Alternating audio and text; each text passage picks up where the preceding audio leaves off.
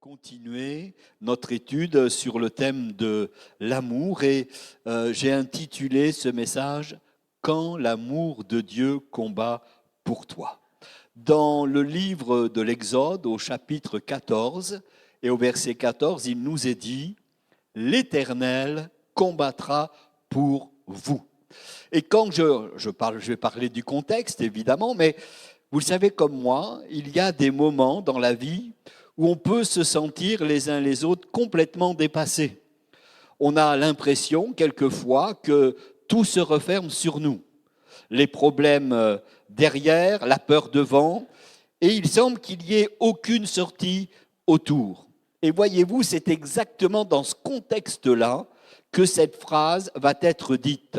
C'est exactement ce qu'a vécu le peuple d'Israël, qui était devant la mer Rouge, où derrière eux, il y avait l'armée de Pharaon qui arrivait à toute vitesse, et devant eux, une mer impossible à traverser. À gauche, rien, à droite, rien, pas d'armes, pas de défense, pas d'issue. Seulement, ici, un peuple qui est paniqué, qui est coincé, je dirais qui est impuissant. Eh bien, malgré tout, et ça va nous faire du bien pour nous ce soir, c'est là que Dieu va parler.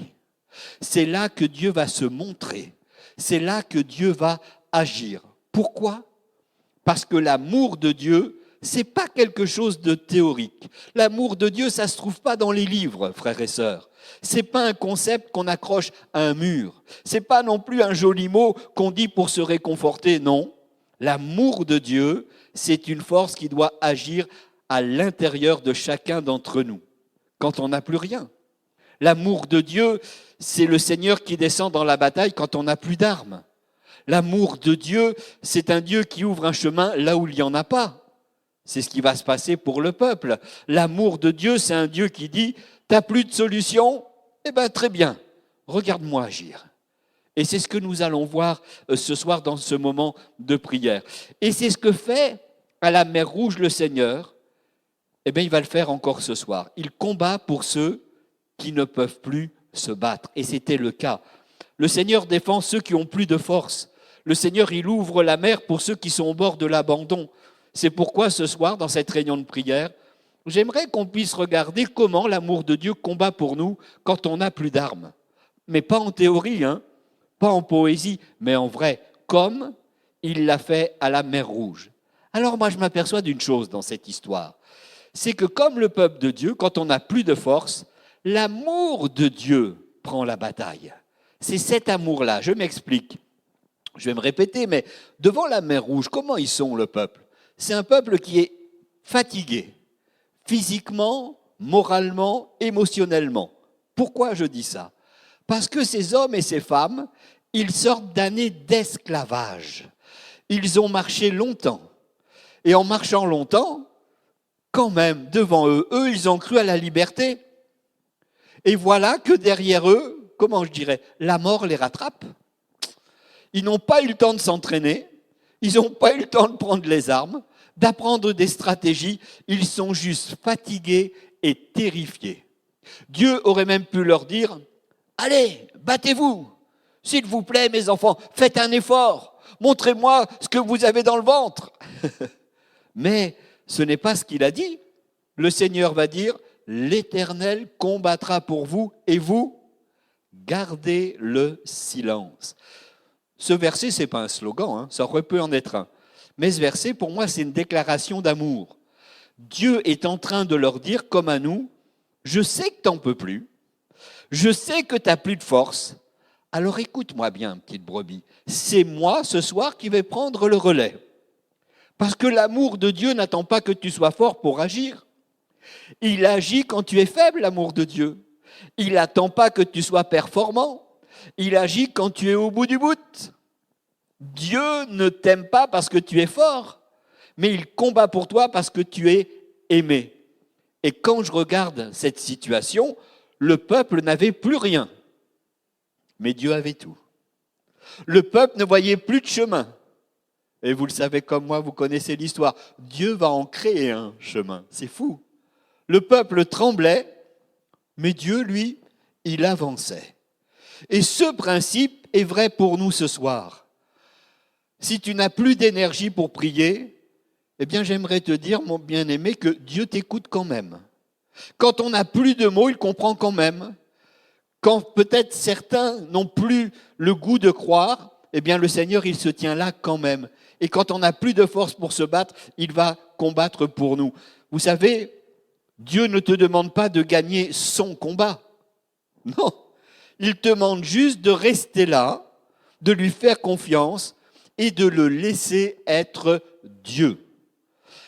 Nous devons laisser Dieu prendre la bataille. Dans la vie, on a l'âge de pouvoir le dire, on a certainement souvent rencontré des moments où on n'avait plus rien dans les mains. Ça m'est arrivé dans la vie. Aucun plan, aucune solution, je vais loin, aucun courage. Et on pensait que Dieu était peut-être même déçu de nous, qu'on devrait être plus fort. Mince, si je suis un chrétien, je devrais être plus fort, je devrais être plus courageux, je devrais être plus mature. Mais ce n'est pas ce que Dieu attend de nous. L'amour de Dieu combat justement quand on n'a plus rien. Dieu ne nous dit pas « sois fort ». Il nous dit « laisse-moi être fort pour toi ». Ça change tout. Parce que quand la peur nous paralyse, quand les mauvaises nouvelles tombent, quand on ne sait plus quoi faire, rappelons-nous que la bataille ne nous appartient pas. On est en train de combattre seul. Tu es peut-être même pas censé mener cette guerre, mais tu dois seulement rester proche de Dieu. Ça signifie quoi concrètement ? Ça veut dire que lorsqu'on n'a plus de force pour prier longtemps, par exemple, tu peux juste dire « Seigneur, prends ma bataille ». Comme tu as fait pour le peuple d'Israël, prends ma bataille. Quand on n'a plus de force de sourire, on peut dire « Seigneur, porte-moi ». Quand on n'a plus la force de comprendre, peut-être qu'on pourrait juste dire « Seigneur, conduis-moi ». Parce que vous le savez, l'amour de Dieu ne t'aime pas pour ta puissance. Il t'aime parce que tu es fatigué. Il t'aime pas pour ta performance. Le Seigneur, il nous aime à cause de nos faiblesses. Et il combat là où toi tu t'arrêtes, comme le peuple de Dieu. Il ouvre là où tout est bloqué, comme le peuple d'Israël. Il agit là où tu n'as plus rien. On n'est pas censé porter des armes qu'on n'a pas. On n'est pas censé répondre à des attaques qu'on ne comprend pas. Et on n'est même pas censé de gagner des guerres que seul Dieu peut remporter. Nous, on voudrait tout gagner. Mais ce n'est pas possible. La seule chose que nous devons faire, et c'est bien de se le rappeler ce soir, et c'est pour ça que nous sommes là, c'est que malgré les circonstances dans notre vie, nous devons rester proches de Dieu.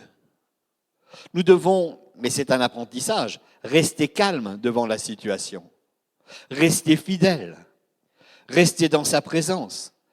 Parce que notre Dieu, c'est un guerrier. Et son amour ne perd jamais une bataille. Je vois autre chose, c'est quand l'ennemi nous poursuit. L'amour de Dieu, toujours cet amour, va nous protéger. L'armée de Pharaon arrive. C'est des centaines et certainement des milliers de chars. Et les gars qui sont sur les chars à l'époque, c'est des spécialistes, c'est des professionnels, c'est des gars qui sont entraînés. Ils ont des armes qui sont redoutables. Et Israël, lui, ils sont nombreux, mais c'est juste une bande d'anciens esclaves. Sans armure, sans stratégie à ce moment-là, sans défense. L'ennemi est trop fort, trop rapide, trop nombreux. C'est une poursuite impossible à fuir. Et pourtant, Dieu pose sa présence entre l'ennemi et son peuple. C'est ça la prière. La Bible nous dit que la colonne de nuée qui était devant eux se déplaça et se plaça même derrière eux. Ça va créer une barrière entre Israël et l'armée égyptienne. C'est incroyable cette affaire. Résultat, les Égyptiens ne pouvaient plus avancer. Le peuple ne pouvait plus être attaqué parce que Dieu va bloquer la menace avant même qu'elle n'arrive. C'est ça, frères et sœurs, l'amour de Dieu. Le Seigneur protège avant qu'on comprenne. Il agit avant qu'on réalise. Il nous couvre avant qu'on panique. Parce que quand l'ennemi fonce sur nous, Dieu n'attend pas la dernière minute pour improviser. C'est nous qui improvisons, les hommes. Mais Dieu, il a toujours un plan. Dieu a toujours une stratégie. Il a toujours le même timing. et il le place, sa présence, exactement là où on peut être vulnérable. Parce que l'amour de Dieu, c'est pas simplement un sentiment. Pour moi, l'amour de Dieu, je le vois comme ça. C'est un bouclier. L'amour de Dieu avance devant nous quand on doit marcher et il se place derrière nous quand on doit être protégé. Cet amour se tient autour de nous quand tout doit être entouré. Alors on n'est pas seul ce soir. Même quand l'ennemi nous poursuit, même quand la menace est réelle, même quand tout semble perdu, Dieu dit, tu ne peux pas toucher à mon enfant. Tu ne peux pas toucher à mon enfant.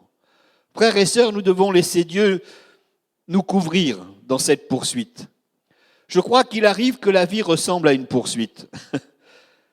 Peut-être pour certains, c'est des factures qui s'accumulent. Pour d'autres, c'est des mauvaises nouvelles. Pour d'autres, c'est des pensées qui tournent en rond. La culpabilité qui revient. Le diable est fort dans ces choses-là. Les tentations qui frappent. Les peurs qui courent derrière nous. Et on peut sentir que quelque chose nous poursuit. Et j'aimerais te dire que plus tu cours, plus tu vas te fatiguer. Et pourtant, on essaye toujours de faire la même chose. Mais l'amour de Dieu n'a jamais dit qu'on devait fuir l'ennemi. Hein. Il dit, je me mets entre toi et ce qui te menace. Vous écoutez bien ce soir ? S'il y a quelque chose qui vous menace, ne vous inquiétez pas. Comme la colonne de nuée, mais c'est mieux, hein, le Seigneur, par son esprit, il va se placer. Spirituellement, ça veut dire qu'on n'a pas besoin d'avoir une réponse pour tout. On n'a pas besoin d'être plus rapide que l'ennemi. On n'a pas besoin de comprendre tout ce qui se passe. Dieu veut juste que tu restes dans sa présence. C'est la présence de Dieu qui bloque l'attaque. C'est la présence qui ralentit l'ennemi. C'est sa présence qui nous protège de ce que nous ne voyons pas.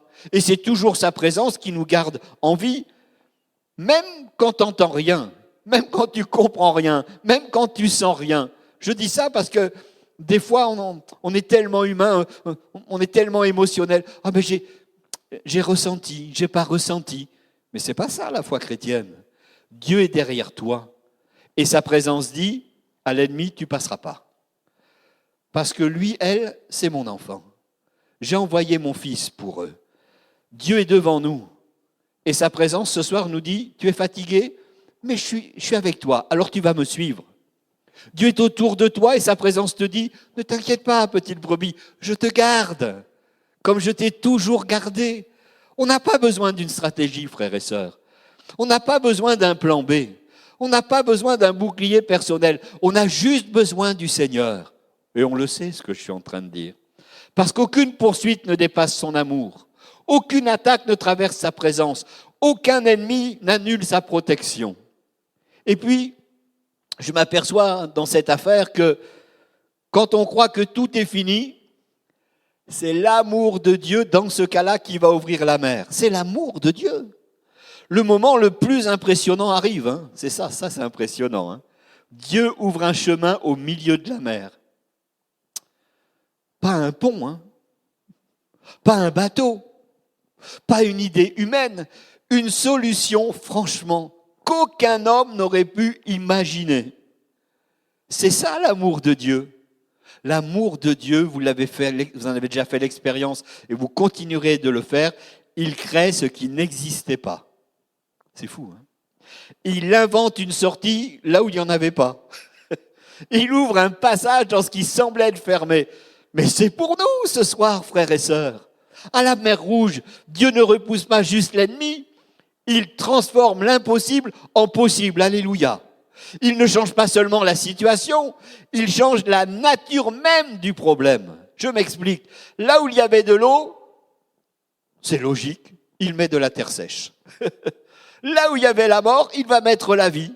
Là où il y avait la fin, il va mettre un commencement. Ça, signé Dieu, c'est la signature de Dieu. Il fait ce que personne ne pourra jamais faire.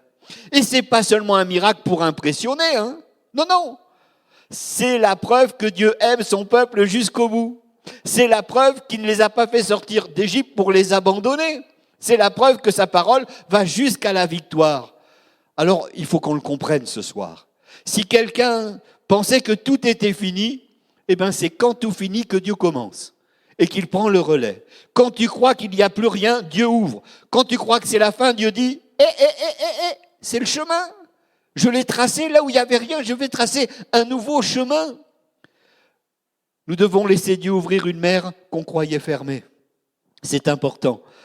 Dans notre vie, il y a des choses qui semblent et qui ressemblent à la mer Rouge. Je me prêche à moi-même. Moi, dans ma vie, je ne vais pas m'étaler, pas plus que vous, mais il me semble humainement qu'il y a dans ma vie des situations qui sont bloquées.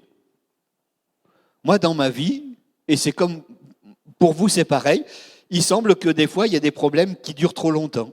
C'est pas vrai? Qu'il y a des portes qui sont fermées. Dans ma vie, j'ai des fois des relations qui sont brisées. J'ai pas ce cas-là, mais peut-être que c'est le cas de quelqu'un qui nous écoute et qui est là. Des dettes qui sont trop lourdes. Des fois, on ne sait pas pourquoi, mais mauvaise nouvelle sur mauvaise nouvelle qui s'enchaînent. C'est difficile à accepter. Et c'est là où tu te dis peut-être que c'est fini. Tu te dis qu'il n'y a plus d'espoir. Tu te dis que tu dois accepter la défaite. Mais Dieu n'est pas un Dieu qui regarde ta mère.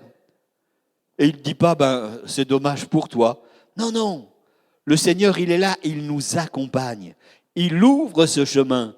Et ce qui pensait être bloqué, ce qui pensait être fermé, brisé, trop lourd et qui dure trop longtemps, le Seigneur va le briser. Parce que sa présence, elle est entre nous et l'ennemi. Et c'est plus qu'une nuée, ce qui est entre nous, c'est Golgotha. C'est l'agneau de Dieu, le vivant. Et c'est par son sang qu'aujourd'hui tout peut s'ouvrir. Alléluia. Alors, ne crois pas que tout est fermé, qu'il n'y a plus d'issue. Nous sommes dans une réunion de prière. Et nos réunions de prière, on s'y fait du bien. Et on sait que Dieu va ouvrir les portes. Là où il n'y avait rien, Dieu va le créer. Je laisse ce texte sur votre cœur et on va prier. L'Éternel combattra pour vous. Frères et sœurs, c'est beau. L'Éternel combattra pour vous. Alors, si Dieu combat pour nous, mes amis, la victoire, elle est forcément assurée. Que Dieu soit béni. Et nous allons prendre un temps pour apporter nos requêtes. Et je crois que nos cœurs sont touchés. Il y a des messages. Je sais que moi, ça m'a fait du bien quand je préparais ce message. Je le sais que Dieu est là. Mais combien de fois, humainement, on se fait encore avoir, pensant que c'est trop long, c'est trop lourd, c'est trop difficile. Et c'est vrai. Mais Dieu est là. Parce que ce qu'a vécu le peuple d'Israël à ce moment-là, c'était vrai. L'ennemi était derrière. Les montagnes bloquaient. Devant, il y avait la mer. Mais Dieu va faire l'impossible. Nous, on est venus dans notre réunion de prière pour voir l'impossible se manifester. Alléluia. Alors on va prier. Il y a peut-être des choses impossibles. On se connaît maintenant suffisamment pour dire d'avoir cette liberté les uns les autres, pour exprimer notre reconnaissance, exprimer nos sujets de prière et de dire Seigneur, tu te places devant moi. Moi, je suis trop fatigué pour combattre. Tu l'as promis à ton peuple et moi, je fais partie de ton peuple. L'Éternel combattra pour vous. Alléluia. Alors, on va pouvoir prier. Ayons cette liberté d'apporter nos requêtes, celles qui nous fatiguent, celles qui sont lourdes, celles qui semblent où tout est fermé. On dit, Seigneur, nous ne l'acceptons pas. Par ton esprit, tu agis maintenant. Amen. Gloire à Dieu.